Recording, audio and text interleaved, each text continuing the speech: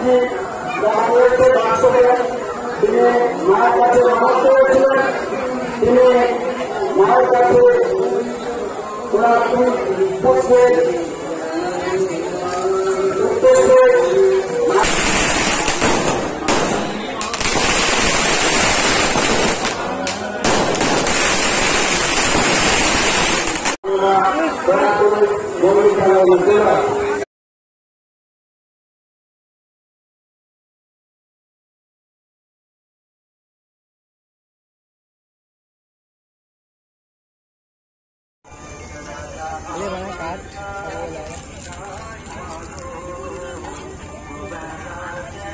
জাগবো কি তাহলে সারা যাবো কেন? হ্যাঁ আমাদের সাদা ভোটা কমিটির সভাপতি মহাশয় বিবেকানন্দ মান্না মহাশয়, আপনি অতি সত্তর মন্দির প্রাঙ্গনে চলে আসুন, আপনাকে বিশেষ প্রয়োজন।